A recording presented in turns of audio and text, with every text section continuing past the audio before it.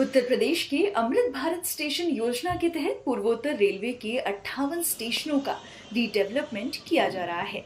स्टेशनों के पुनर्विकास का कार्य तीव्र गति से किया जा रहा है, जिससे उनका स्वरूप पहले के मुकाबले काफी बदल रहा है। यात्रियों की आवश्यकता के अनुरूप संस्कृति और आधुनिकता को ध्यान में रखते हुए ये रीडेवलपमेंट किया जा रहा है।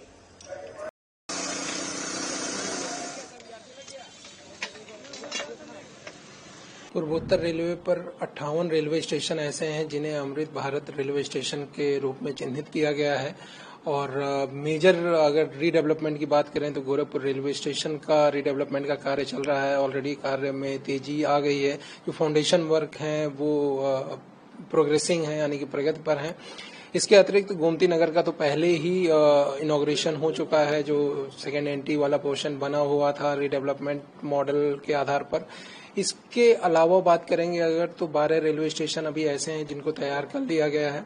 वाराणसी डिवीजन की बात करें तो वहां पर थावे और सुरेमनपुर रेलवे स्टेशन है जो लगभग तैयार है, और बाकी स्टेशनों पर कार्य प्रगति पर है। इसी प्रकार से लखनऊ मंडल की बात करें तो बलरामपुर, सिद्धार्थनगर, स्वामीनारायण, छपिया, मैलानी, गोला, गोकर्णनाथ, ये रेलवे स्टेशंस जो हैं जिनको तैयार कर लिया गया है। बाकी रेलवे स्टेशनों पर कार्य प्रगति पर है।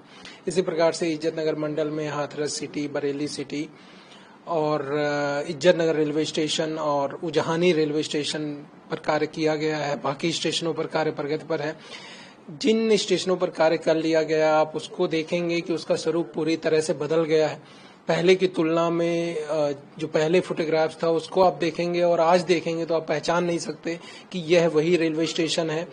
और स्टेशन के स्वरूप में जो बदलाव लाया गया है उसमें वहाँ की स्थानीय संस्कृति की झलक है, साथ ही साथ आधुनिकता भी है। और केवल फसाड का स्वरूप ही नहीं बदला है, स्टेशन के अंदर जो यात्रियों की सुविधाएं हैं उसमें बहुत बड़ा बदलाव आया है। चाहे प्लेटफॉर्म की सुविधा ले लीजिए, फुट ओवर ब्रिज की, लिफ्ट या एस्केलेटर जहां जैसी आवश्यकता है। इसके अलावा जो अप्रोच रोड्स हैं स्टेशन के वो कहीं ना कहीं कंजेस्टेड होते थे, उसको ठीक करने की कोशिश की गई है। नए प्रसाधन केंद्र आधुनिक स्तर के बनाए गए हैं। दिव्यांग जनों हेतु सभी प्रकार की सुविधाएं डेवलप की गई हैं।